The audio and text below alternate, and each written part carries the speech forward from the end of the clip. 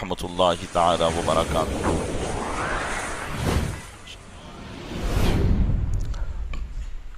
الحمد للہ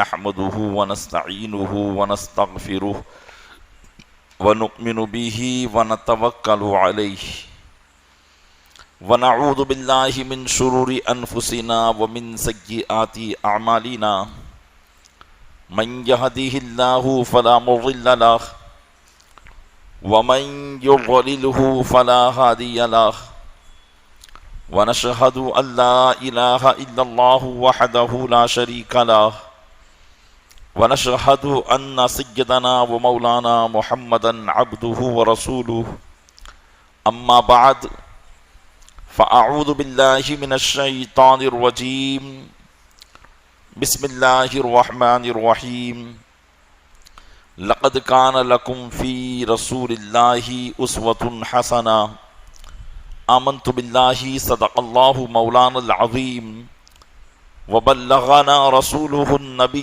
الامین المکین الکریم ونحن علی ذلک لمن الشاہدین والشاکرین والحمد للہ رب العالمین۔ آئیے سب سے پہلے ہم اور آپ آقا نامدار مدینے کے تاجدار دونوں عالم کے مالک و مختار نائب پروردگار گلشن ہستی کی اولی فصل بہار کے دربار گوہربار میں درود پاک کا قیمتی ہار پیش کریں۔ اللہم صلی علی سیدنا شفیعنا نبینا مولانا محمد معدن الجود والکرم وآلہ وبارک وسلم۔ عقیدت و محبت کے ساتھ ایک مرتبہ اور پڑھیں، اللہم صلی علی سیدنا شفیعنا نبینا مولانا محمد معدن الجود والکرم وآلہ وبارک وسلم۔ گنبد خضرا کے تصور کے ساتھ ایک مرتبہ اور پڑھیں، اللہم صلی علی سیدنا شفیعنا نبینا مولانا محمد معدن الجود والکرم منبع العلم والحلم والحکم وعلیہ واصحابہ وبارک وسلم صلاۃ و سلاما سرمدا دائما ابدا علیک یا رسول اللہ۔ الحمدللہ عز وجل ہم اور آپ اپنے آقا و مولا جناب احمد مجتبی حضرت محمد مصطفیٰ ارواحنا فداہ علیہ التحیۃ والثناء صلی اللہ علیہ وسلم کی بارگاہ بے کس پناہ میں میلاد مبارکہ کے موقع پر خراج عقیدت پیش کرنے کے لیے حاضر ہوئے ہیں۔ اللہ تبارک و تعالی اپنے محبوب صلی اللہ علیہ وسلم کے صدقے میں ہمارا یہاں جمع ہونا اپنی بارگاہ میں قبول فرمائے اور اس محفل میلاد کو ہمارے لیے ذریعہ نجات بنائے، آمین بجاہ النبی الامین صلی اللہ تعالی علیہ وآلہ واصحابہ التسلیم۔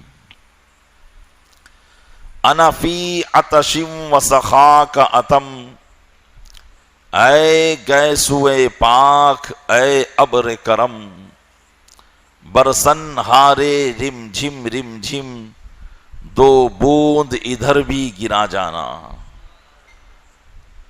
رسول اکرم صلی اللہ علیہ وسلم کی ذات گرامی محتاجو تنگ دستو بلکہ کائنات کے ہر ایک کے لیے کیا ہے؟ فرماتے ہیں کہ یا رسول اللہ انا فی عطشم، عطش کہتے ہیں پیاسے کو، یا رسول اللہ میں ایک پیاسا ہوں، وسخاک اتم اور آپ کی سخاوتوں کا دریا تام اور مکمل ہے۔ اتم کہتے ہیں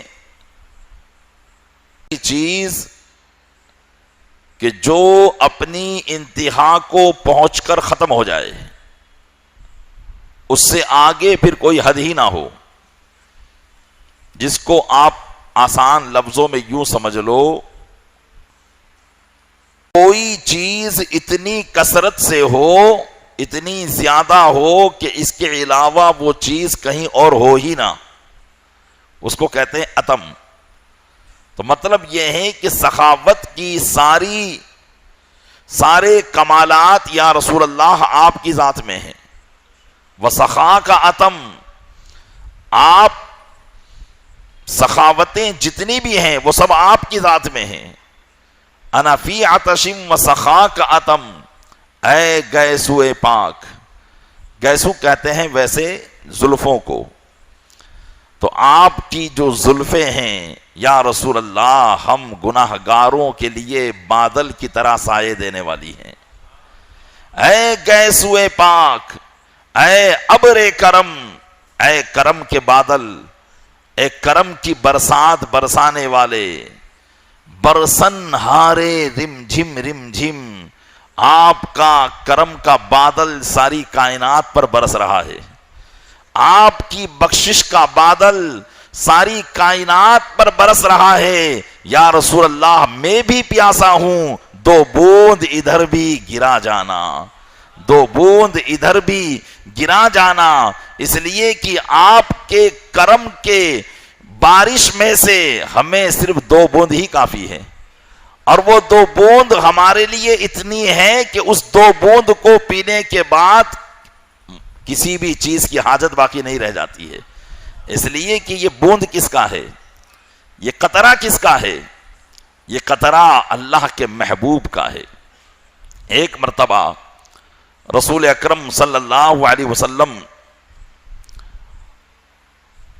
صحابہ کرام کو یہ ارشاد فرما رہے تھے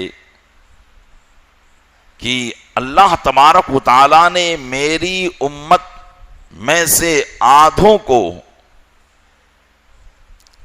بغیر حساب کتاب کے بخشش اور مغفرت فرما دے گا.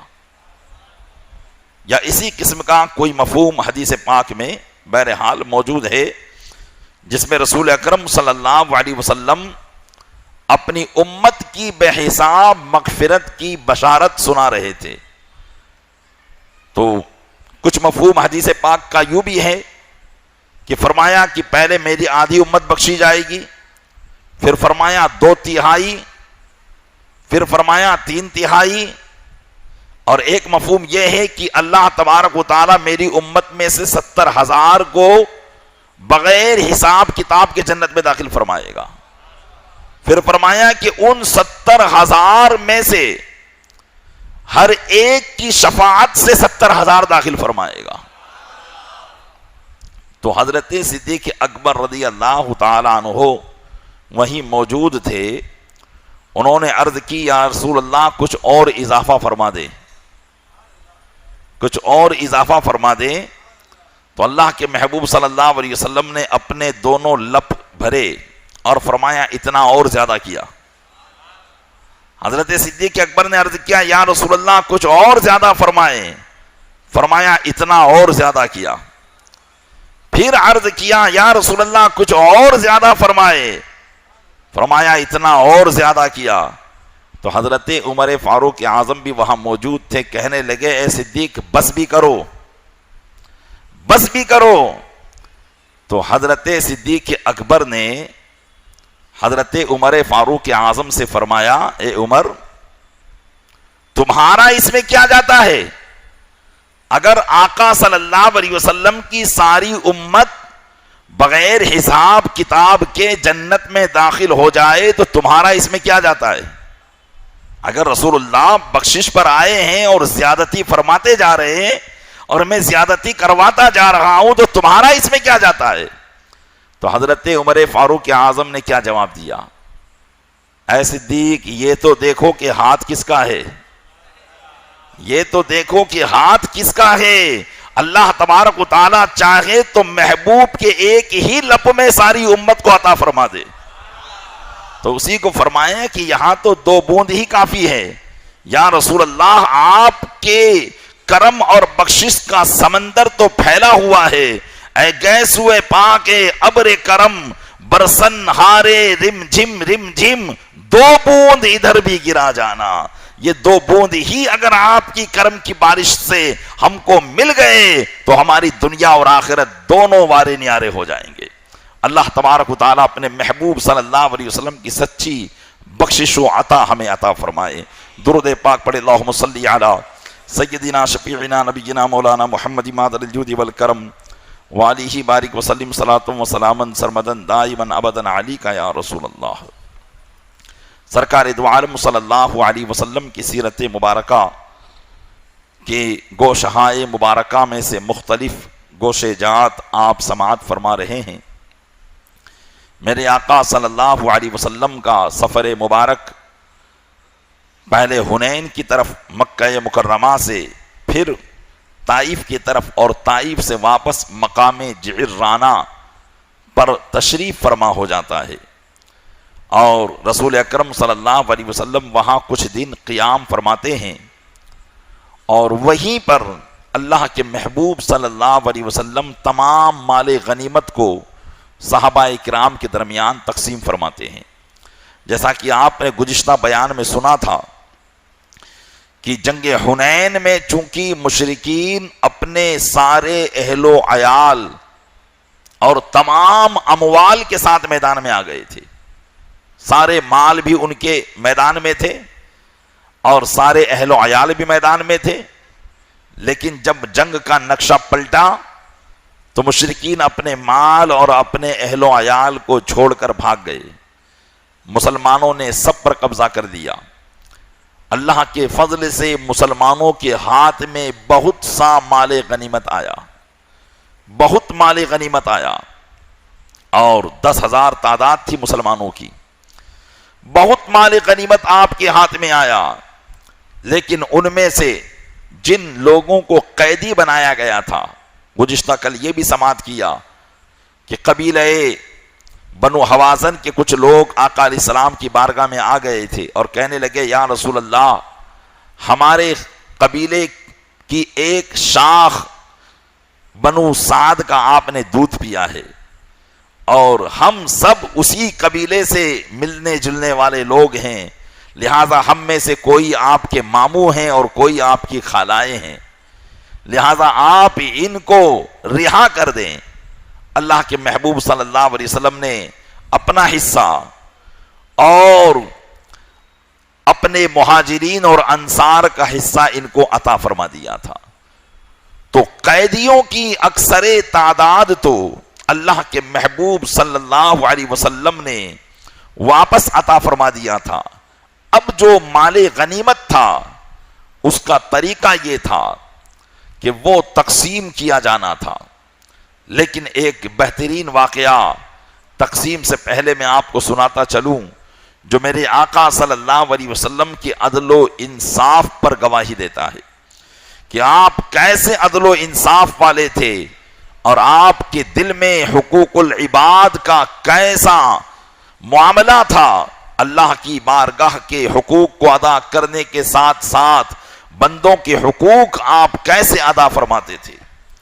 حضرت ابوبکر صدیق کے صاحبزادے حضرت عبداللہ فرماتے ہیں کہ جنگ حنین کے مجاہدین میں سے ایک مجاہد نے مجھے بتایا، یعنی جنگ حنین میں جو لوگ جنگ میں شریک تھے مسلمانوں میں سے، مجاہدین اسلام میں سے، ان میں سے ایک مجاہد نے مجھے بتایا کہ میں جنگ حنین میں جاتے وقت اپنی اونٹنی پر سوار تھا، اور میں نے موٹی قسم کی موجڑیاں اپنے پیروں میں پہن رکھی تھی جو بڑی بھاری بھی تھی اور مضبوط بھی تھی۔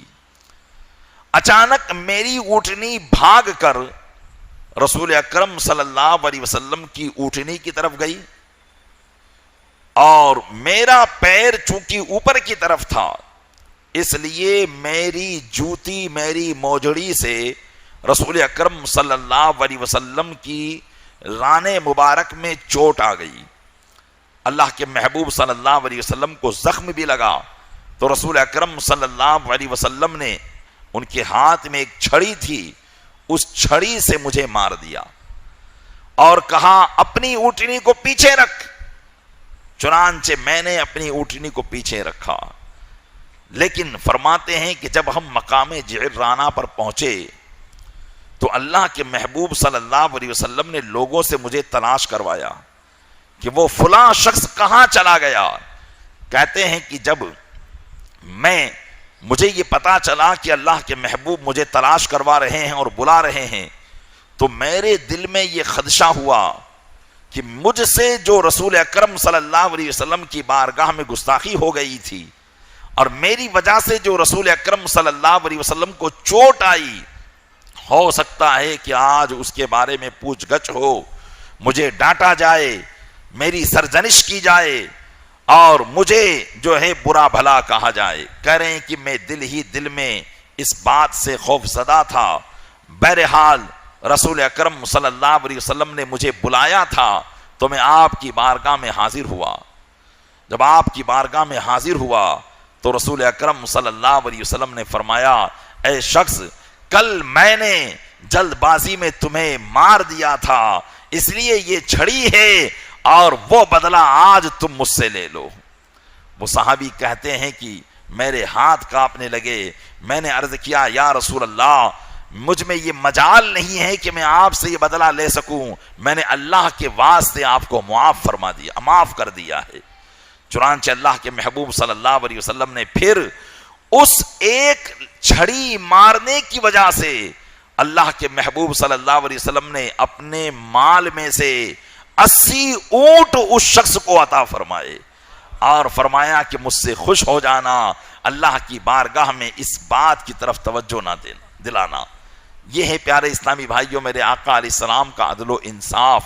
حالانکہ صحابہ کرام کے دل میں کبھی ایسی بات ہی نہیں ہوتی تھی۔ اللہ کے محبوب صلی اللہ علیہ وسلم کی طرف سے اگر کوئی انہیں ایسی بات پہنچ جائے جن باتوں کی وجہ سے انہیں جسمانی تکلیف ہو، یہ صحابہ کرام کے لیے کرم اور رحمت تھی۔ لیکن میرے آقا صلی اللہ علیہ وسلم بندوں کے حقوق کو ایسا مکمل کیا کرتے تھے کہ کبھی بھی کسی کی حق تلفی نہیں فرمایا کرتے تھے۔ قربان جائیے، ایک چھڑی مارنے پر اللہ کے محبوب صلی اللہ علیہ وسلم نے اسے 80 اونٹ عطا فرمائے۔ آپ غور کریں، ہم اپنے حالات پر غور کریں کہ ہم نے تو نہ جانے کتنوں کے دل دکھائے ہوں گے۔ پھر بھلا بتاؤ، کیا ہم نے کبھی ان کو خوش کرنے کے لیے کوئی تحفے تحائف ان کو دیے؟ کبھی کوئی اچھی بات یا ان سے معافی ہی مانگی؟ ہم سے تو یہ بات ہوتی ہی نہیں ہے، بلکہ ہمارے دل میں تو یہ معاملہ رہتا ہے کہ میں کیوں اس سے معافی مانگوں، وہ کیا اتنا بڑا ہو گیا کہ میں اس سے معافی مانگوں؟ پیارے اسلامی بھائیوں، غور کریں، رحمت عالم سے بڑھ کر اللہ کی مخلوق میں کوئی عظیم مرتبے والی ہے ہی نہیں ہے، لیکن اس کے باوجود میرے آقا صلی اللہ علیہ وسلم نے کبھی بھی حقوق العباد کے معاملے میں پیچھے معاملہ نہیں کیا ہے، بلکہ آگے سے آگے بڑھ کر لوگوں سے معافیا مانگی ہے۔ یہ درس ہے ہمارے لیے کہ اگر ہماری وجہ سے کسی کا کوئی دل دکھ جائے اور اگر ہماری وجہ سے اس کا کوئی حق پامال ہو گیا ہو تو مرنے سے پہلے ضرور اس سے ہمیں معافی مانگ لینی چاہیے۔ اب اس کو خوش کرنے کے لیے اگر ہمیں اپنا مال بھی دینا پڑے تو ہم اس کو خوش کر لیں، لیکن دنیا میں اس کو خوش کر لیں، اس سے بہتر کہ ہم آخرت میں اس کی وجہ سے پکڑے جائیں۔ اللہ تبارک و تعالی اپنے محبوب کی اس سنت کریمہ پر ہمیں عمل کرنے کی توفیق عطا فرمائے۔ درود پاک پڑھے، اللہم صلی علی سیدنا شفیعنا نبینا مولانا محمد معدن الجود والکرم علیہ وآلہ وسلم، صلاۃ و سلام علیک یا رسول اللہ۔ آج میں کچھ ایسے مسائل پر گفتگو کروں گا کہ جن کا تعلق اس سفر سے ہے جس سفر میں میرے آقا صلی اللہ علیہ وسلم تھے، اور ہمیشہ کے لیے اسلام کے اندر یہ قانون جاری و ساری رہا۔ سب سے پہلے تو یہ مال جو مسلمانوں کو کافروں کے ہاتھوں ملا کرتا تھا، اس مال کو مال غنیمت کہا جاتا تھا۔ لیکن مال غنیمت کب کہتے تھے؟ مال غنیمت اس وقت اس مال کو کہا جاتا تھا جبکہ وہ مال ایسی لڑائی سے حاصل ہوا ہو جس میں جنگ ہوئی ہو، جس میں مسلمانوں کا خون بہا ہو، تلواریں چلی ہوں، اور اس کے بعد فتح ہونے کے بعد جو مال ملا ہو اس کو مال غنیمت کہا جائے گا۔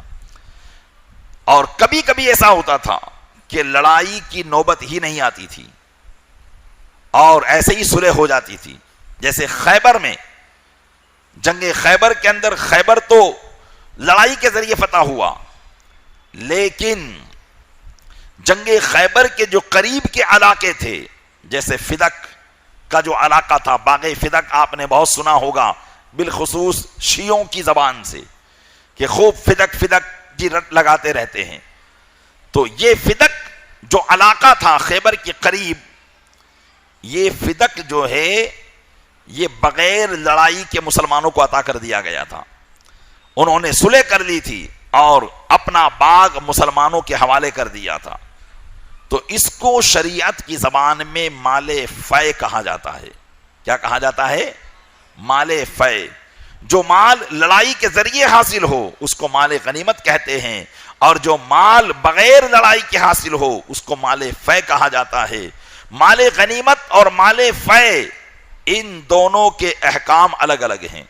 پیارے اسلامی بھائیوں، یہ بات اس لیے بتا رہا ہوں کہ ان کے ذریعے بھی آپ اپنے عقیدوں کی حفاظت کریں گے، اس لیے کہ انہی معاملات کے نہ جاننے کی وجہ سے آج کوئی حضرت صدیق اکبر پر غبن کا الزام لگا دیتا ہے، کوئی ان پر حضرت خاتون جنت فاطمہ الزہرا رضی اللہ تعالیٰ عنہا کے حق تلفی کا الزام لگا دیتا ہے. اس لیے یہ بات میں آپ کی خدمت میں پیش کرنا چاہتا ہوں تاکہ آپ کے ذہن میں یہ بات رہے کہ کون سا مال کس کا ہوا کرتا ہے.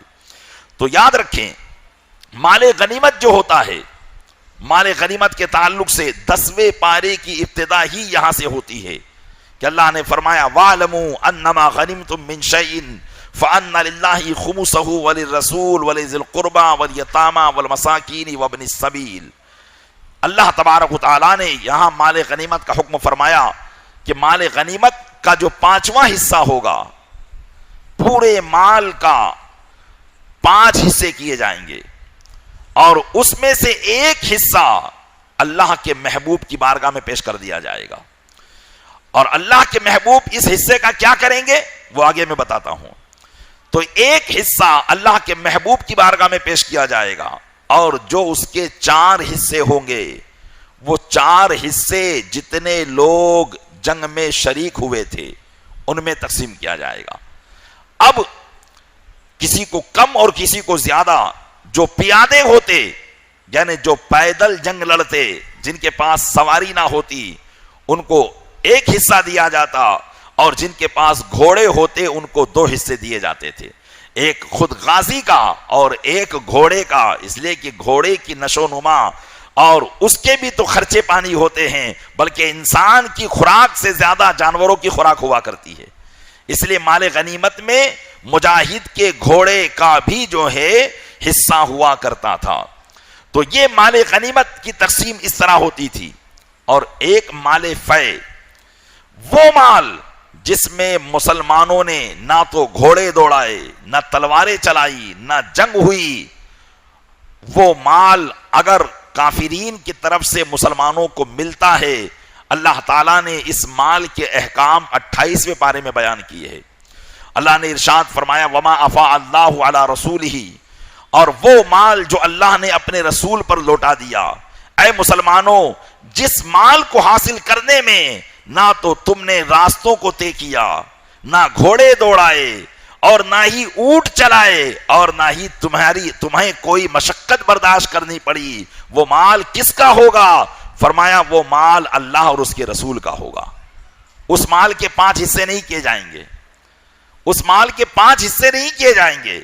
وہ مال اللہ اور رسول کا ہوگا اور مہاجرین کا ہوگا، چونکہ وہ مہاجر جو مکہ سے مدینہ منورہ آ گئے تھے اور اپنی ساری دولت مکہ ہی میں چھوڑ دیا تھا جنہوں نے، اور ان پر کافروں نے قبضہ کر لیا تھا، تو مدینہ میں آنے کے بعد ان پر کچھ نہیں تھا ان کے پاس. تو اللہ نے فرمایا للفقراء المہاجرین الذین اخرجوا من دیارہم واموالہم یبتغون فضلا من اللہ ورضوانا. فرمایا ان فقراء مہاجرین کے لیے مال فے ہے جو اپنے گھروں سے اور اپنے مال سے نکال دیے گئے، اور ان کا یہ نکلنا اللہ کی رضا کے لیے تھا. تو فرمایا کہ مال ان کو دیا جائے گا. تو مال فے، باغ فدق جو تھا یہ مال فے تھا، اور مال فے جو ہوا کرتا ہے وہ اللہ کے رسول کی ملکیت نہیں ہوتا.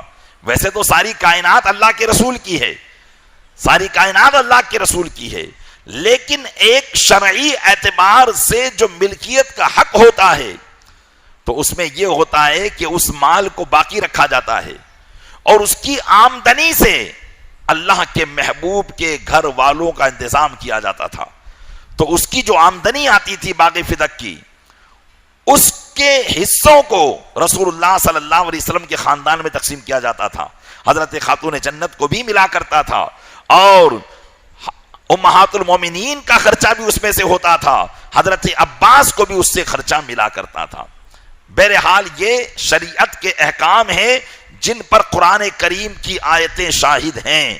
لہذا اگر کوئی شخص اس طریقے کی بات آپ کے سامنے کرتا ہو کہ معاذ اللہ حضرت صدیق اکبر نے رسول اللہ کے وصال کے بعد حضرت خاتون جنت کا حصہ چھین لیا تھا, باغ فدق ان کی ملکیت تھا, وہ ان سے لے لیا تھا, وہ مانگنے بھی آئی تھی اور انہوں نے وہ حصہ ان کو نہیں دیا تھا, تو آپ قرآن کی ان آیتوں سے اس کو یہ جواب دے سکتے ہیں یا کسی عالم دین کے پاس لے جا کر اس کی بات کا جو ہے رد کرایا جا سکتا ہے. بہرحال مجھے مال غنیمت پر اب گفتگو کرنی ہے, چونکہ یہ جنگ حنین کا مال کون سا مال تھا؟ مال غنیمت تھا, اس لیے کہ جنگ حنین میں لڑائی ہوئی تھی اور مال غنیمت کا معاملہ یہ تھا کہ اس کے 5 حصے کیے جاتے, ایک حصہ اللہ کے محبوب کا ہوتا اور وہ رسول اللہ صلی اللہ علیہ وسلم کیا کرتے تھے. رسول اکرم صلی اللہ علیہ وسلم اس مال کو 5واں حصہ جب ہزاروں بکریاں اور کئی کلو چاندی جب اللہ کے محبوب کی بارگاہ میں آئی ہوگی تو کیا اللہ کے محبوب صلی اللہ علیہ وسلم بہت بڑے مالدار نہیں ہو گئے ہوں گے؟ لیکن ایسا نہیں. اللہ کے محبوب صلی اللہ علیہ وسلم کو جو بھی مال ملا کرتا تھا وہ مال آپ تقسیم فرما دیا کرتے تھے, اپنے پاس رکھتے ہی نہیں تھے. پہلے تو میں آپ کو بتاؤں کہ رسول اللہ صلی اللہ علیہ وسلم رسول اللہ صلی اللہ علیہ وسلم نے اس جنگ حنین کے مال غنیمت سے صحابہ کرام میں جو مجاہدین تھے 10,000 کی تعداد تھی. کتنی؟ 10,000 کی تعداد مجاہدین تھے, ان میں سے کس کو کتنا حصہ ملا؟ علماء فرماتے ہیں کہ جو پیدل چلنے والے لوگ تھے ان میں سے ایک ایک کو 4 اونٹ اور 40 بکریاں, 4 اونٹ اور 40 بکریاں جو پیدل چلنے والے تھے 10,000 میں سے, اور جن کے پاس سواری تھی ان کو 3 گنا دیا گیا. جن کے پاس سواریاں تھی ان کو 3 گنا دیا گیا, مطلب 12 اونٹ اور 120 بکریاں. آپ اندازہ لگا لیں کہ 4 حصوں کا جب یہ عالم ہے اور وہ 10,000 میں تقسیم کیا گیا, کسی کو 4 اونٹ ملے ہوں گے, 40 بکریاں ملی ہوگی, اور کسی کو 12 اونٹ اور 120 بکریاں ملی ہوگی, تو اللہ کے محبوب کا جو 5واں حصہ تھا وہ کتنا ہوگا؟ آپ اس سے اندازہ لگا سکتے ہیں. ہزاروں کی تعداد میں یہ ملا تھا, لیکن اللہ کے محبوب صلی اللہ علیہ وسلم اپنے اس مال کو کس پر تقسیم فرماتے تھے؟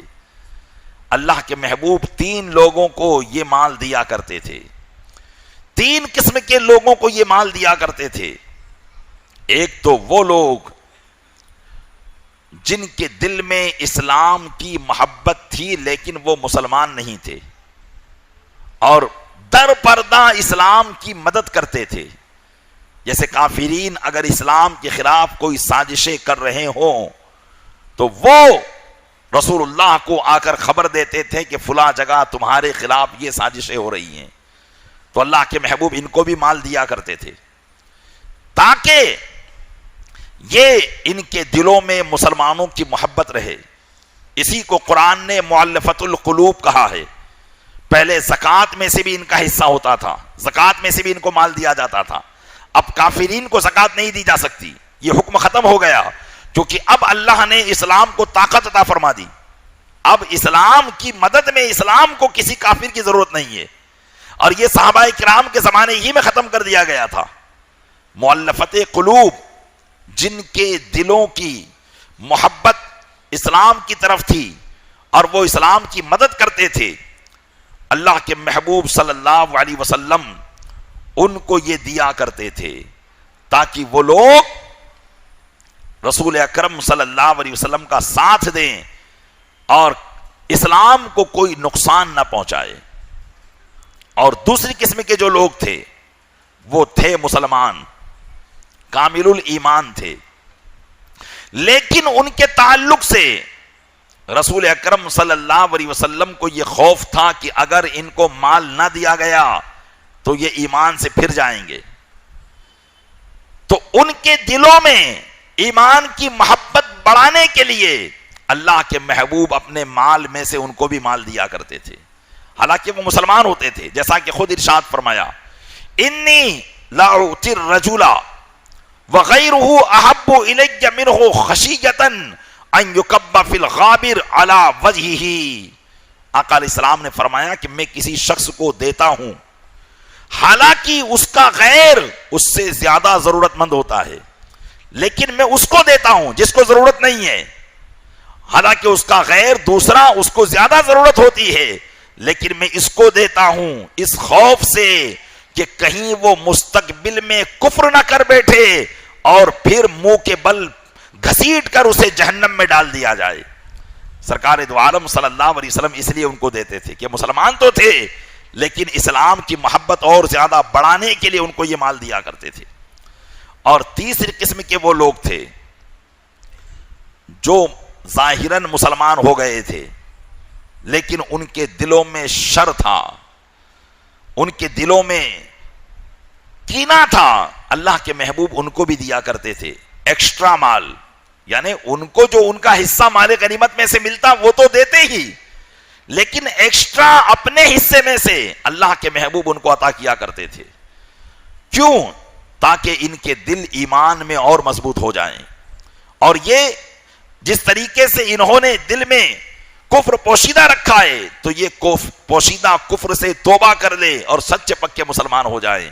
ان میں سے کچھ لوگ جو اہل شر تھے بظاہر مسلمان تھے، اقرا بن حابس، عباس بن مرداس اور عیینہ بن حسین، یہ وہ لوگ تھے کہ جن کو رسول اکرم صلی اللہ علیہ وسلم جو ہے اپنے مال میں سے دیا کرتے تھے.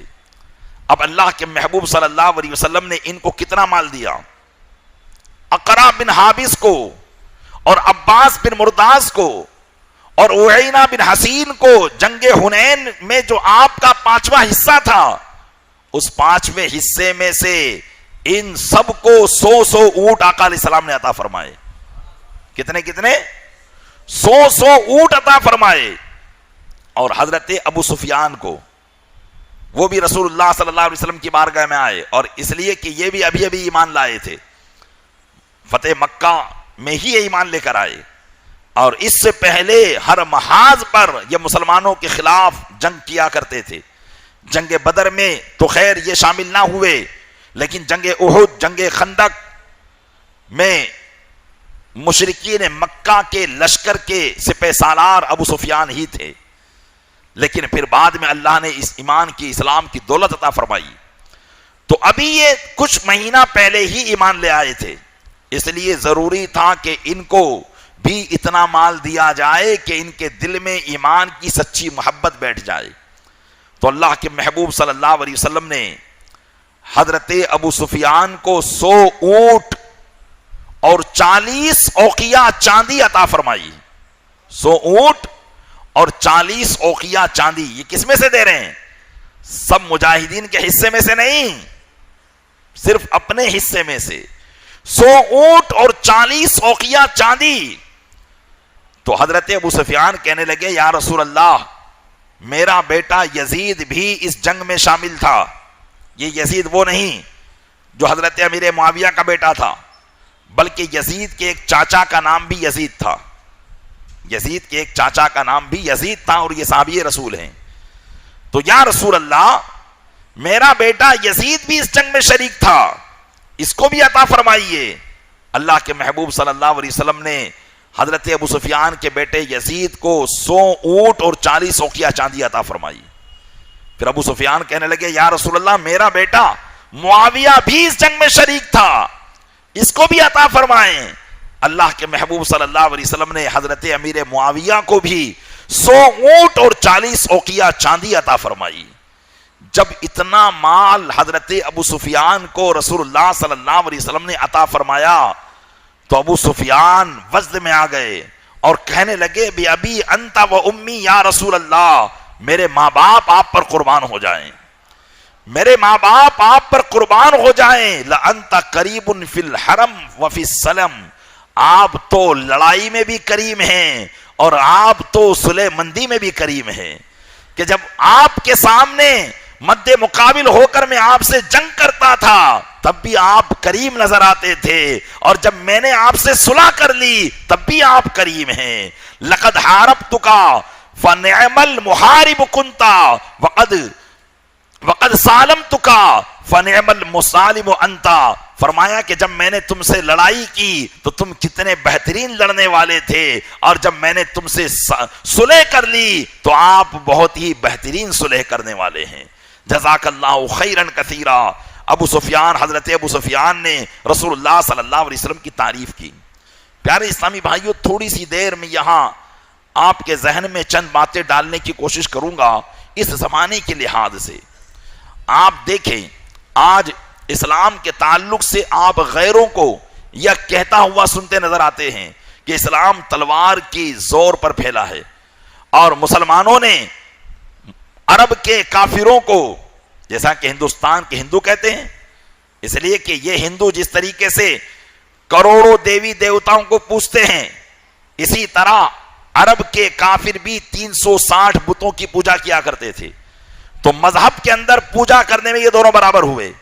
اب یہ کہتے ہیں ہندوستانی ہندو, جن کو اپنی ہی تاریخ معلوم نہیں ہے, یہ اپنی تاریخ سے بھی جاہل ہیں, ان کو ان کی تاریخ معلوم نہیں ہوتی کہ کون سا بھگوان کہاں پیدا ہوا اور اس نے کیا خرافات کی اور وہ کیسے بھگوان بنا, یہ خود ہی ان کو معلوم نہیں ہوتا, تو وہ اسلام کی تاریخ کیا جانیں گے. تو یہ اسلام کو بدنام کرنے کے لیے آپ اس طرح کی باتیں پڑھتے بھی ہوں گے, سنتے بھی ہوں گے کہ اسلام تلوار کی زور پر پھیلا. مکہ کے لوگوں پر حملہ کر کر کے مسلمان محمد عربی صلی اللہ علیہ وسلم نے ان کو ڈرا دھمکا کر اسلام قبول کروایا ہے. اب پیارے اسلامی بھائیوں آپ غور کریں, حضرت ابو سفیان اسلام لانے سے پہلے اسلام کے سخت ترین دشمن تھے, سخت ترین دشمن تھے. رسول اکرم صلی اللہ علیہ وسلم نے اپنی عمر کے 40ویں سال میں نبوت کا اعلان کیا تھا. 13 سال آپ مکہ مکرمہ میں رہے, 13 سال تک آپ سے دشمنی کرتے رہے, کبھی بھی آپ کی موافقت میں کوئی بات نہ کہی. ہجرت کرنے کے بعد 8 سال تک جنگ بدر ہوئی, جنگ احد ہوئی, جنگ خندق ہوئی, تینوں جنگوں کے اندر پیش رہے اور مسلمانوں کو مٹانے کی کوشش کرتے رہے, مرتے آخری وقت تک کوشش کرتے رہے. اور 8 ہجری میں 13 اور 8 کتنے ہوئے, 13 اور 8 21 سال تک جو شخص محمد صلی اللہ علیہ وسلم کا جانی دشمن تھا, جو ان کو مٹانے کی کوشش کر رہا تھا, جس نے 10,000 کا لشکر سارے عرب سے بلا کر مدینہ منورہ پر حملہ بول دیا تھا, اور جنگ خندق مارز وجود میں آئی تھی, لیکن اللہ کے محبوب کے صحابہ نے مدینہ کو تینوں طرف سے خندق کھود کر اس میں آگ لگا ڈالی تھی تاکہ مشرکین اندر داخل نہ ہونے پائے, اور ایک طرف سے وہ ناکہ بندی کیے ہوئے تھے, 3 طرف سے مدینے کو محصور کر لیا تھا, حفاظت میں رکھا تھا. لیکن 10,000 کا لشکر جب ابو سفیان مدینہ منورہ میں لے کر پہنچے تھے تو اسی امید سے پہنچے تھے کہ ہم اب تو مسلمانوں کی اینٹ سے اینٹ بجا دیں گے اور محمد عربی کا چراغ اس دنیا سے گل کر دیں گے. اور ساتھ میں انہوں نے مدینہ میں رہنے والے یہودیوں کو بھی اپنے ساتھ ملا لیا تھا اور ان سے بھی ساٹھ گاٹھ کر لی تھی, اور یہ کہا تھا کہ تم اندر سے حملہ کرنا, ہم باہر سے حملہ کریں گے. جس شخص کے دل میں اسلام اور بانی اسلام کی ایسی دشمنی پوشیدہ ہو, بھلا وہ شخص کیا تلوار کے خوف سے ایمان لا سکتا ہے؟ اور پھر اگر کوئی شخص تلوار کے خوف سے ایمان لائے گا تو وہ کبھی ایمان لانے کے بعد مسلمانوں کی تعریف نہ کرے گا۔ تاریخ شاہد ہے اس بات پر کہ ابی سفیان جیسے صحابی رسول جنہوں نے 21 سال تک مسلمانوں سے دشمنی کی، جب اسلام لے کر آتے ہیں تو یوں کہتے ہیں کہ یا رسول اللہ، اسلام لانے سے پہلے میری نظر میں سب سے زیادہ اگر کوئی ناپسندیدہ تھے تو وہ آپ تھے، لیکن اب میری نظر میں سب سے زیادہ کوئی محبوب ہے تو وہ آپ ہیں۔ تو پتا چلا کہ اسلام تلوار کے زور پر نہیں پھیلا ہے بلکہ میرے آقا صلی اللہ علیہ وسلم کے اخلاق کریمہ سے پھیلا ہے۔ ان کی اخلاق کی تلوار ایسی تھی، ان کا کردار ایسا تھا، ان کا کریکٹر ایسا تھا کہ ان کی جو زندگی کو دیکھ لیتا تھا وہ اش اش کرتا تھا اور یہ مان لیتا تھا کہ یہ روئے زمین پر یقیناً اللہ کے محبوب ہیں، یہ رسول اعظم ہیں اور اللہ نے ان کو اپنا پیغمبر بنا کر دنیا میں بھیجا ہے۔ اگر ہندوستان کے ہندو بھی دیکھ لیتے تو یہ بھی ایمان لے آتے، لیکن اور ایمان لائے بھی۔ کیا غریب نواز رضی اللہ تعالیٰ عنہ نے تلوار چلائی تھی ہندوستان میں آ کر؟ اپنا کردار دکھایا تھا، اپنے اخلاق دکھائے تھے۔ جو ان کی بارگاہ میں آتا تھا ایک نظر میرے خواجہ کی پڑتی تھی، مسلمان ہو جایا کرتے تھے۔ ارے ہندو کو جانے دیجئے، ہندوتو کی تاریخ جاننے والے سادھو سنت لوگ جو ہندوتو کی پوری تاریخ کو پڑھتے اور پڑھاتے ہیں اور اپنی یگ پوجا کے اندر پورا اعتقاد رکھتے ہیں، کئی سادھو جنتی دروازے کے سامنے بیٹھ کر میرے غریب نواز سے مناظرہ کرنے کے لیے آئے تھے کہ ہم اسلام کے باطل ہونے اور ہندو مذہب کے حق ہونے پر ان سے مناظرہ کریں گے، لیکن میرے غریب نواز رضی اللہ تعالیٰ عنہ کی بارگاہ میں مناظرے کی تو بات ہی نہیں آتی تھی، ان کی نظر سے کوئی بچ ہی نہیں سکتا تھا۔ جیسے ہی آپ اپنے عبادت گاہ سے باہر نکلے اور ان ہندو سادھوؤں پر آپ کی نظر پڑی، ان کے دلوں سے سارے علم غائب ہو گئے، سب کے سب آپ کے قدموں میں گرے اور کلمہ پڑھ کر مسلمان ہو گئے۔ یہ پیارے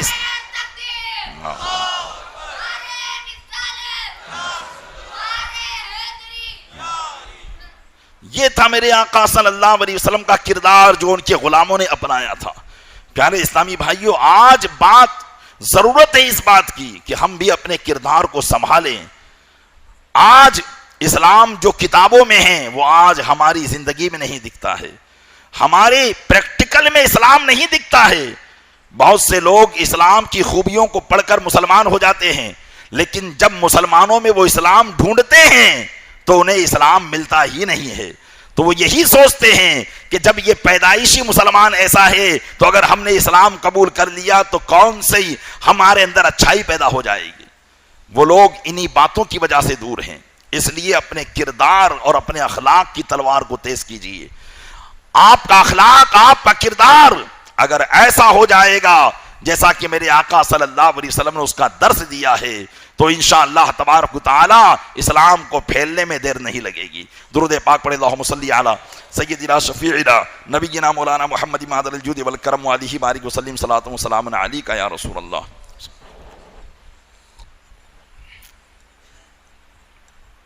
ایسے ہی رسول اکرم صلی اللہ علیہ وسلم نے حکیم بن حزام رضی اللہ تعالیٰ عنہ، یہ بھی صحابی رسول ہیں، اور ان کو بھی میرے آقا صلی اللہ علیہ وسلم نے اپنے حصے میں سے 100 اونٹ عطا فرمائے۔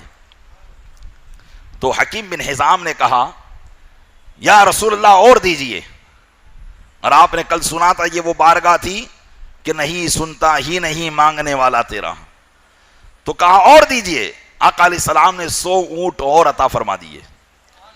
پھر کہا اور دیجئے، سرکار دو عالم صلی اللہ علیہ وسلم نے پھر 100 اونٹ عطا فرما دیے۔ پھر ارشاد فرمایا اے حکیم بن حزام، میرے آقا صلی اللہ علیہ وسلم چونکہ نصیحت بھی کرنا ضروری ہے، وہ سوالات کی عادت ڈلوانے کے لیے نہیں آئے تھے، وہ تو دلوں کے اندر قناعت کا درس دینے کے لیے آئے تھے۔ یہ میرے آقا صلی اللہ علیہ وسلم کا فرض منصبی تھا۔ مال و دولت کی کثرت ہو جانا یہ انسان کی مالداری نہیں ہے۔ مال و دولت کی کثرت ہو جانا انسان کی مالداری نہیں ہے۔ مالداری یہ ہے کہ اس کا دل قناعت پسند ہو جائے۔ اگر اس کی جیب میں 10 روپیہ بھی نہ ہو تب بھی وہ اپنے آپ کو کسی کا محتاج نہ سمجھے بلکہ اپنے رب کا محتاج سمجھے. یہ ہے سب سے بڑی مالداری, یہ ہے سب سے بڑی مالداری. ورنہ سینکڑوں ہزاروں مالدار کروڑوں روپے کا بزنس چلنے کے باوجود بھی آپ کو منگتے نظر آئیں گے. منگتے مینس یہ ہے کہ یہ سوچیں گے یہاں سے بھی مال آئے وہاں سے بھی آئے, وہ اسکیم خالی نہیں جانی چاہیے, کوئی دوسرا ہاتھ نہ ڈال دے. دیکھتے ہیں کہ نہیں, یہ دنیا کا حال ہے. تو یہ کیا ہے؟ یہ قناعت کو ناپسند کرنا ہے. اور میرے آقا صلی اللہ علیہ وسلم قناعت کا درس دینے کے لیے آئے تھے. تو ارشاد فرمایا, اے حکیم بن حزام, ان سوالات سے وہ قناعت بہتر ہے جو اللہ تبارک و تعالیٰ کی بارگاہ سے بندے کو ملتا ہے. اور فرمایا کہ اگر یہ مال سخی نفس سے لیا جاتا ہے, یعنی یہ مال اس لیے لیا جائے کہ اس میں سخاوت کی جائے, تو اس مال میں برکتیں پیدا کر دی جاتی ہے. اور اگر یہ مال سخاوت نفس سے نہ لیا جائے بلکہ اس کو جمع کرنے کا ارادہ ہو, رکھنے کا ارادہ ہو, تو پھر اس مال سے برکتوں کو ختم کر دیا جاتا ہے. پھر میرے آقا علیہ السلام نے فرمایا, وہ حدیث آپ نے سنی ہوگی کہ اوپر والا ہاتھ نیچے والے ہاتھ سے بہتر ہے. مطلب یہ ہے کہ دینے والا ہاتھ لینے والے ہاتھ سے بہتر ہے. حضرت حکیم بن حزام پر میرے آقا صلی اللہ علیہ وسلم کا یہ فرمان کا اثر ایسا ہوا تو وہ 100-200 اونٹ انہوں نے واپس کر دیے. اور کیا کہا, یا رسول اللہ مجھے یہی کافی ہے, اور اب میں وعدہ کرتا ہوں کہ کبھی بھی اب میں کسی سے سوال نہ کروں گا.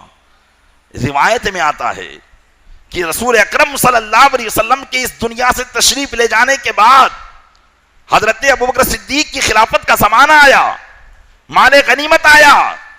تو جب سب کو تقسیم کیا گیا تو حضرت حکیم بن حزام کو بھی بلایا کہ آؤ تم بھی مال لے لو. کہنے لگے مجھے نہیں لینا ہے. حضرت فاروق اعظم کا زمانہ آیا, انہوں نے بھی کہا تم بھی مال لے لو. لیکن حضرت حکیم بن حزام جب تک زندہ رہے انہوں نے کبھی بھی کسی سے سوال نہ کیا. یہ حضرت حکیم بن حزام رضی اللہ تعالیٰ عنہ, چونکہ میرے آقا صلی اللہ علیہ وسلم نے ان کو براہ راست نصیحت فرما دی تھی, اور یہ نصیحت ہمارے لیے بھی ہے. ہم اپنے اندر قناعت کا درس پیدا کریں. سب سے بڑی قناعت, سب سے بڑی مالداری پیارے اسلامی بھائیوں قناعت ہے کہ یقیناً یہ مال اگرچہ ہمیں کثیر نظر آتا ہے لیکن ہو سکتا ہے کہ یہی مال اپنی محبت میں ہم کو پھنسا کر ہمیں گناہوں کے دہانے پر لے جا کر کھڑا کر دے. اور ہوتا بھی ہے کہ مال انسان کے پاس ہوتا ہے تو نہ کرنے والا گناہ بھی وہ کر بیٹھتا ہے. اللہ تبارک و تعالی ہمیں اس سے محفوظ فرمائے. صفوان بن امیہ, اس نے بھی دشمنی میں کوئی کسر باقی نہ رکھی تھی, لیکن اللہ کے محبوب صلی اللہ علیہ وسلم نے صفوان بن امیہ کو بھی بہت مال عطا فرمایا. تو بہرحال میرے آقا صلی اللہ علیہ وسلم کے پاس جتنا بھی مال آتا تھا آپ اپنے پاس رکھتے ہی نہیں تھے, ورنہ آپ نے اندازہ لگایا ہوگا کہ 4 حصے 10,000 صحابہ میں تقسیم کیے گئے تو اس کا 5واں حصہ کتنا ہوگا. میرے آقا صلی اللہ علیہ وسلم نے سب تقسیم کر دیا. یہی وجہ ہے کہ حضرت عروہ بن زبیر فرماتے ہیں کہ میں نے اپنی خالہ حضرت ام المومنین عائشہ صدیقہ رضی اللہ تعالیٰ عنہا سے پوچھا کہ آپ کے گھر کا معاملہ کیا رہا کرتا تھا, تو وہ کہتی ہے بھانجے ہمارے گھر میں کبھی کبھی 3 دن تک چولہے نہیں جلتے تھے. 3 دن تک رسول اللہ صلی اللہ علیہ وسلم کے ظاہری زمانے میں چولہا نہیں جلتا تھا. انہوں نے پوچھا کہ پھر تمہارا گزر اوقات کیسے ہوتا تھا. ام المومنین نے فرمایا علل اسودین, 2 کالی چیزوں پر ہم گزر کرتے تھے, التمر والماء, پانی اور کھجور کھا کر ہم بھی سو جایا کرتے تھے, رسول اللہ بھی سو جایا کرتے تھے. یہ میرے آقا صلی اللہ علیہ وسلم کی قناعت تھی. وہ مالک و مختار تھے, وہ چاہتے تو بادشاہانہ زندگی گزارتے, لیکن اللہ کے محبوب صلی اللہ تعالی علیہ وسلم نے ہمیشہ فقیرانہ زندگی کو اختیار فرمایا. اپنی امت کو قناعت کا درس دینا تھا. ام المومنین فرماتی کہ ہمارے قریب میں انصاری لوگ رہا کرتے تھے, قبیلے انصار کے لوگ رہا کرتے تھے جو بکریاں پالا کرتے تھے. کبھی کبھی ان کے وہاں سے دودھ آ جاتا, ہم اسی دودھ کو پی کر سو جایا کرتے تھے. یہ میرے آقا صلی اللہ علیہ وسلم کی زندگی کا معاملہ تھا. جنگ میں سے آپ کو جتنا مال ملتا آپ سب کے سب اللہ کی راہ میں خیرات اور تقسیم فرما دیا کرتے تھے. اب رسول اکرم صلی اللہ علیہ وسلم نے یہ سارا مال جو دیا تھا یہ سارا مال ان لوگوں کو دیا تھا جو اکثر مکہ کے رہنے والے تھے یا مکہ کے ارد گرد کے رہنے والے تھے. یہ سارا مال ان لوگوں کو دیا تھا. تو اب جو مدینہ منورہ کے صحابہ تھے ان کو کیا کہا جاتا ہے؟ انصار. صحابہ کی ابتداءً دو قسمیں، انصار اور مہاجرین. انصار وہ صحابہ جو پہلے سے مدینہ کے رہنے والے تھے، اور مہاجرین ان صحابہ کو کہا جاتا ہے جو مکہ سے ہجرت کر کے مدینہ شریف چلے گئے تھے. اور مدینہ میں جب میرے آقا علیہ السلام تشریف لے گئے اور صحابہ کرام گئے تو انصار صحابہ نے بڑھ چڑھ کر ان کی مہمان نوازی کی تھی. اپنی زمین جائیداد میں ان کے حصے لکھ دیے تھے. یہاں تک کہ اگر کسی انصاری صحابی کی 2 بیویاں تھی، ایک بیوی کو طلاق دے کر اور اس کی عدت گزروا کر مہاجر صحابی سے نکاح کروا دیا تھا. یہ ان کا ایثار تھا، یہ ان کی سخاوت تھی، اور یہ صرف اللہ کے رسول کی رضا کے لیے تھا. اور کوئی بھی جنگ ہوئی اس میں انصار صحابہ، مدینہ منورہ کے رہنے والے صحابہ پیش رہا کرتے تھے. تو اب جب رسول اکرم صلی اللہ علیہ وسلم نے یہ سارا مال میں سے اکثر مال مہاجرین کو دیا، مکہ کے رہنے والوں کو دیا، تو انصار صحابہ کا چند گروہ ایک جگہ بیٹھا ہوا تھا اور وہ لوگ کہنے لگے یکفر اللہ لرسول اللہ صلی اللہ علیہ وسلم یعطی قریشن ویترکونا وسیوفنا تقطر من دمائہم. کہنے لگے اللہ تعالیٰ رسول اللہ کو معاف کرے. انصار صحابہ بیٹھ کر کہنے لگے کہ اللہ رسول اللہ کو معاف کرے کہ وہ قریش کو دیتے ہیں اور ہمیں چھوڑ دیتے ہیں، حالانکہ ہماری تلواروں سے اب بھی ان کے خون کے قطرے ٹپک رہے ہیں. قریش تو وہ تھے جنہوں نے رسول اللہ کو مکہ سے نکال لیا تھا. ان سے جنگ رسول اللہ کے ساتھ لے کر ہم نے لڑی اور رسول اللہ ان کو دے رہے ہیں، اللہ رسول اللہ کو معاف کرے. اتنے میں ایک شخص تھا، اس کو موقع ملا، اس نے کہا دیکھو میں نے تم کو نہیں کہا تھا کہ جب اللہ کے رسول کی طاقت آ جائے گی اور ان کے قبیلے والے ان سے مل جائیں گے تو یہ تم کو بھول جائیں گے اور سارا مال انہی کو دیں گے. یہ بات میں نے تم سے کہی تھی کہ نہیں کہی تھی؟ لیکن انصار صحابہ کے دل میں ایمان تھا. جب اس شخص نے رسول اللہ کی برائی کرنے کی کوشش کی تو انہوں نے خاموش کر دیا، کہا چپ ہو جاؤ، یہ بات ہمارے آقا کی بارگاہ میں نہیں کہی جائے گی. بہرحال ان کے سردار حضرت سعد بن معاذ رضی اللہ تعالیٰ عنہ تمام انصار کے سردار تھے، اللہ کے محبوب کی بارگاہ میں آئے اور کہنے لگے یا رسول اللہ علیہ الصلوۃ والسلام، انصار صحابہ آپ کے بارے میں یہ گفتگو کر رہے ہیں. تو رسول اللہ صلی اللہ علیہ وسلم نے فرمایا اے سعد تمہارا کیا نظریہ ہے، یعنی تمہارا کیا خیال ہے؟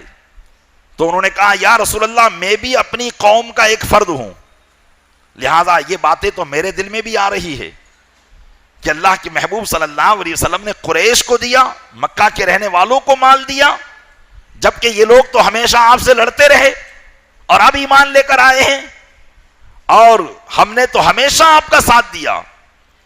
تو اللہ کے محبوب صلی اللہ علیہ وسلم نے فرمایا اے سعد تمام انصار کو اس چھپر کے نیچے جمع فرماؤ. مقام جعرانہ ہی میں رسول اللہ تشریف فرمایا، یہ بات وہیں ہو گئی. ایک چھپر تھا، فرمایا یہاں سب کو جمع کراؤ اور پھر ہمیں بلاؤ جب سب جمع ہو جائیں. تمام انصار صحابہ وہاں جمع ہو گئے اور جو کوئی دوسرا تھا تو اس کو وہاں سے نکال دیا گیا. پھر اللہ کے محبوب کو بلایا گیا کہ یا رسول اللہ سب آپ کا انتظار کر رہے ہیں. میرے آقا صلی اللہ علیہ وسلم ان کے درمیان تشریف لائے. آپ کی توجہ چاہوں گا، بڑے بہترین جملے میرے آقا کی زبان سے نکلے تھے. آپ کا ایمان تازہ ہو جائے گا، مال و دولت کی محبت بھی انشاءاللہ کم ہو جائے گی. رسول اللہ صلی اللہ علیہ وسلم نے اللہ کی حمد و ثنا بیان کی اور پھر ارشاد فرمایا یا معاشر الانصار ما قالت بلغتنی منکم وجدت وجدتموہ فی انفسکم. ارشاد فرمایا اے انصار کی جماعت، یہ کیا بات ہے جو تمہاری طرف سے مجھے پہنچی ہے، یہ کیا بات ہے جو تمہاری طرف سے مجھے پہنچی ہے کہ تم میرے بارے میں اپنے دل میں کچھ خلجان رکھتے ہو, خلش رکھتے ہو. فرمایا الم آتکم ضلالا فہداکم اللہ بی, کیا جب میں تمہارے پاس آیا تم گمراہ نہیں تھے؟ اللہ نے میرے سبب تم کو ہدایت عطا فرمائی. وعالتاً واغناکم اللہ بی, تم تنگ دست تھے, اللہ نے تم کو میرے سبب غنی کر دیا. وَأَعْدَاءً فَأَلَّفَ اللَّهُ بَيْنَ قُلُوبِكُمْ, تم ایک دوسرے کے دشمن تھے, کیونکہ اسلام سے پہلے مدینہ کے لوگوں کی دو جماعتیں تھیں, ایک اوس اور ایک خزرج, اور یہ اوس و خزرج دونوں ایسے دشمن تھے کہ اگر کوئی ایک جماعت کا دوسری جماعت کے فرد کو مار لیتے تو اس مقتول کو, جس کو مارا جاتا, اس وقت تک نہ دفنایا جاتا جب تک مقتول کے سارے قبیلے والے اس کے خون میں اپنی انگلیوں کو ڈبو کر یہ قسم نہ کھا لیتے کہ ہم قاتل قبیلے سے بدلہ لیں گے. ایسی دشمنی ان کے درمیان تھی. لیکن جب اللہ کے محبوب صلی اللہ علیہ وسلم مدینہ منورہ میں پہنچے تو یہ سب ایمان لے آئے, اور اللہ کے محبوب کی برکت سے ان کے دلوں میں محبتیں پیدا ہو گئی. وہی فرمایا کیا تم ایک دوسرے کے دشمن نہ تھے؟ اللہ نے میرے سبب تمہارے دلوں کے درمیان محبتوں کو پیدا فرما دیا. تو کہنے لگے انصار صحابہ نے کہا واللہ ورسولہ امن و افضل, اللہ اور اس کا رسول ہی سب سے زیادہ احسان کرنے والے ہیں اور سب سے زیادہ افضل ہے. چنانچہ آقا علیہ السلام نے فرمایا الا تجیبونی یا معاشر الانصار, میں نے جو بات تم سے پوچھی ہے اس بات کا جواب کیوں نہیں دیتے؟ تم یہ کہہ کر بات ٹالتے ہو, تم یہ کہہ کر بات ٹالتے ہو, میں تو تم سے جو سوال کر رہا ہوں اس کا جواب کیوں نہیں دیتے؟ الا تجیبونی تجیبونی یا معاشر الانصار. قالوا بماذا نجیبک یا رسول اللہ وللہ ولرسولہ الامن والفضل, کہنے لگے یا رسول اللہ ہم کس بات کا جواب دیں, ہم کس بات کا جواب دیں؟ حالانکہ اللہ اور رسول ہی کے لیے تو احسانات اور فضل ہیں, فضل و احسان تو اللہ اور رسول ہی کرتے ہیں, لہذا آپ کا فضل ہوا ہم پر, ہم اس بات کو تسلیم کرتے ہیں. اللہ کے محبوب صلی اللہ علیہ وسلم نے فرمایا یہ تمہاری بات کا جواب نہیں ہے. اما لو شئتم لقلتم فلصدقتم ولصدقتم, آقا علیہ السلام نے فرمایا قسم خدا کی اگر تم چاہتے تو یہ کہتے تو تمہاری تصدیق کی جاتی اور تم سچ کہتے. تمہیں یہ کہنا تھا کہ تم یہ باتیں منا رہے تھے کہ اتیتنا مقدما فصدقناک, تم یہ باتیں بتا رہے تھے کہ میں تمہارے پاس آیا تو مجھے جھٹلایا گیا تھا, تم نے ہماری تصدیق کی. آقا علیہ السلام کو مکہ کے لوگوں نے جھٹلا دیا تھا, ایمان نہیں لاتے تھے, لیکن مدینہ کے لوگوں نے تصدیق کی. تو کیا تم یہ بات نہیں بنا رہے تھے کہ تم جب ہمارے پاس آئے تو تمہیں جھٹلا دیا گیا تھا, ہم نے تمہاری تصدیق کی. مخذولا فنصرناک, سب نے بے یار و مددگار چھوڑ دیا تھا, ہم نے تمہاری مدد کی. وَتَرِيدًا فَأَوَيْنَاكَ, آپ کے ملک والوں نے آپ کو نکال دیا تھا تو ہم نے آپ کو پناہ دی. وَعَائِلًا فَآسَيْنَاكَ, اور آپ تنگ دست تھے تو ہم نے آپ کی مالی امداد کی. آقا علیہ السلام نے فرمایا یہ بات کیوں نہیں کہتے, کیا یہ بات تم نہیں کر رہے تھے؟ پھر رسول اللہ صلی اللہ علیہ وسلم نے ارشاد فرمایا وَأَوْجَدْتُمْ عَلَيَّ يَا مَعْشَرَ الْأَنصَارِ فِي أَنفُسِكُمْ فِي لِعَانَةٍ مِّنَ الدُّنْيَا, ارشاد فرمایا دنیا کی ایک چھوٹی سی چیز کی وجہ سے, کہ مال یہ دنیا کی ایک حقیر شے ہے. رسول اللہ صلی اللہ علیہ وسلم فرماتے ہیں کہ اگر دنیا کی حیثیت اللہ کی بارگاہ میں مکھی کے پر کے برابر بھی ہوتی تو اللہ مسلمانوں کو مالدار کر دیتا, لیکن دنیا کی کوئی حیثیت ہی نہیں ہے. اللہ فرماتا ہے قل متاع الدنیا قلیل, محبوب فرما دو دنیا کا ساز و سامان تو بہت تھوڑا ہے. دنیا کا ساز و سامان یہ کیا ہے؟ ارے ادنا سے ادنا جنتی کو اللہ تبارک و تعالی مرنے کے بعد دنیا جیسی 10 جنتیں عطا فرمائے گا. یہ دنیا کا مال کیا ہے جس پر آدمی دل دے بیٹھا ہے. اور اس کے پیچھے نہ ماں کو دیکھتا ہے، نہ باپ کو دیکھتا ہے، نہ باپ اولاد کو دیکھتا ہے، نہ ماں اپنے بچوں کی پرواہ کرتی ہے. اس مال کی وجہ سے آدمی پریشان ہے جس کی اللہ کے محبوب اور اللہ کی بارگاہ میں کوئی حیثیت ہی نہیں ہے. آقا علیہ السلام نے فرمایا اے انصار کی جماعت، تم نے ایک دنیا کی حقیر شے کی خاطر میرے طرف سے میرے لیے اپنے دل میں یہ خلجان پیدا کر لیا. فرمایا اب بات جو ہے وہ سننے لائق ہے. فرمایا الا ترضونا یا معاشر الانصار ان یذهب الناس بالشاء والبعیر، کیا تم اس بات پر راضی نہیں ہو اے انصار کی جماعت، کیا اس بات پر راضی نہیں ہو کہ لوگ تو بکریاں اور اونٹ لے جائیں گے؟ جن لوگوں کو میں نے مال دیا ہے وہ تو بکریاں اور اونٹ لے جائیں گے. وَتَرْجِعُونَ بِرَسُولِ اللَّهِ صلی اللہ علیہ وسلم، اور جب تم اپنے مدینہ لوٹو گے تو اللہ کے رسول کے ساتھ لوٹو گے. تم کو تو اللہ نے اللہ کا رسول دے دیا ہے، ان کو تو مال دولت دیا. یہ مال لینے والے مکہ میں رہ جائیں گے، یہ طائف میں رہ جائیں گے، یہ حنین میں رہ جائیں گے، لیکن مدینہ تو تم ہی مجھے لے کر جاؤ گے.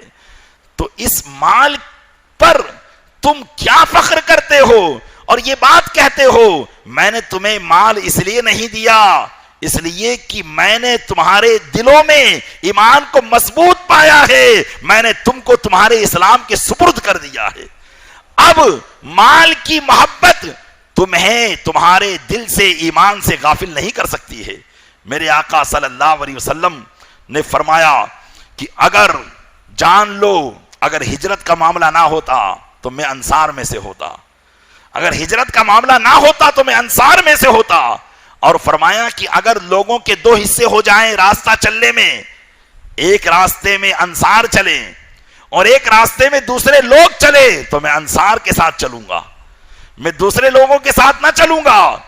پھر فرمایا الانصار صدار شعار والناس دثار. میرے آقا علیہ السلام نے فرمایا کہ انصار تو اندر کی چادر کا حصہ ہے اور دوسرے لوگ چادر کا بیرونی حصہ ہے. یعنی وہ چادر جو میں اوڑھتا ہوں، انصار میرے لیے ایک چادر کی مثل ہے اور وہ اندرونی چادر ہے اور دوسرے لوگ بیرونی چادر کا حصہ ہے. پھر آقا علیہ السلام نے دعا کی اللہم ارحم الانصار وابناء الانصار وابناء ابناء الانصار. اے اللہ انصار پر رحم فرما، ان کے بیٹوں پر رحم فرما، ان کے پوتوں پر رحم فرما. راوی بیان کرتے ہیں کہ جب اللہ کے محبوب نے انصار صحابہ کے سامنے یہ باتیں رکھی، ان کی آنکھوں سے آنسو جاری ہونے لگے، ان کی داڑیاں آنسوؤں سے بھیگ گئی، تر ہو گئی، اور سب یک زبان کہنے لگے رضینا باللہ ربن رضینا برسول اللہ قسمن وحزن. کہنے لگے ہم تو اللہ کے رسول پر جیسی انہوں نے تقسیم کی ہے اور جس کو جو حصہ دیا ہے ہم اس پر راضی ہیں کہ انہوں نے دوسروں کو تو مال دیا لیکن اپنی ذات کو تو ہمارے سپرد کر دیا ہے. اور ایک عاشق کے لیے اس سے بڑھ کر کیا ہو سکتا ہے کہ اللہ کے محبوب ہی اس کے ہو جائیں.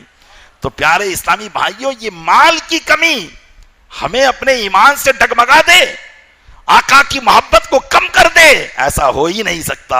اس لیے کہ یہ مال تو ہاتھ کا میل ہے، کبھی اس کے پاس ہے تو کبھی اس کے پاس ہے، لیکن حقیقی دولت اور وہ رسول اللہ کی محبت ہے. اگر وہ حاصل ہو جائے گی تو یہ ایسی دولت ہے کہ جب تک زندہ رہیں گے یہ دولت آپ کے ساتھ میں رہے گی، قبر میں جائیں گے یہ دولت آپ کے ساتھ رہے گی، اور حشر میں جائیں گے تو یہ دولت آپ کے ساتھ رہے گی. یہ ایسی دولت ہے کہ اللہ اس دولت کے صدقے میں جنت میں بھی وارے نیارے فرمائے گا اور آقا کی قدموں میں جگہ عطا فرمائے گا. تو پیارے اسلامی بھائیوں، یقیناً مال کی محبت اسلام کے اندر ایک مسلمان کے لیے زہر قاتل ہے. ہمیں مال سے دوری اختیار کرنی چاہیے. حضور غوث پاک اسی لیے فرماتے ہیں یاد رکھو مال کمانا بری بات نہیں، لیکن مال تمہاری جیب میں رہے، تمہاری تھیلی میں رہے اور تمہارے گھر کی تجوریوں میں رہے، لیکن یہ مال تمہارے دل میں نہ رہے. اس مال کو دل میں نہ لانا، اس لیے کہ دل اللہ نے اپنی اور اپنے محبوب کی محبت کے لیے بنایا ہے. اس دل میں تو اسی کی محبت ہونی چاہیے. یہ دنیا فرماتے ہیں غوث پاک ایک سمندر کی طرح ہے اور تم کشتی کی طرح ہو. یہ مال سمندر کی طرح ہے. جب تک کشتی سمندر میں سلامت رہتی ہے، جب تک سمندر کا پانی باہر رہتا ہے. اگر سمندر کا پانی کشتی میں آ جائے تو وہ کشتی ڈوب جاتی ہے. بس اسی طرح سے یاد رکھو کہ یہ مال ایک سمندر ہے. اگر اس کی محبت تمہارے دل میں آئے گی تو تمہاری ایمان کی کشتی ڈوب جائے گی. یہ مال تمہارے ایمان کو بھی برباد کر دے گا اور تمہاری آخرت کو بھی برباد کر دے گا. اس لیے مال کی محبت میں نہ جائے. اعلیٰ حضرت فرماتے ہیں اس مردار پر کیا للچائے، یہ تو مردار ہے. اللہ کے محبوب صلی اللہ علیہ وسلم نے فرمایا الدنیا جیفتن وطالبها کلاب. فرمایا دنیا تو مردار ہے اور اس کا طلب کرنے والا کتا ہے. اس کا جو طالب ہے وہ کتا ہے جو مال کو طلب کرتا ہے. علماء فرماتے ہیں کتنی بہترین مثال دی ہے میرے آقا علیہ السلام نے. حالانکہ مردار تو کوا بھی کھاتا ہے، لیکن کوے اور کتے میں فرق ہے.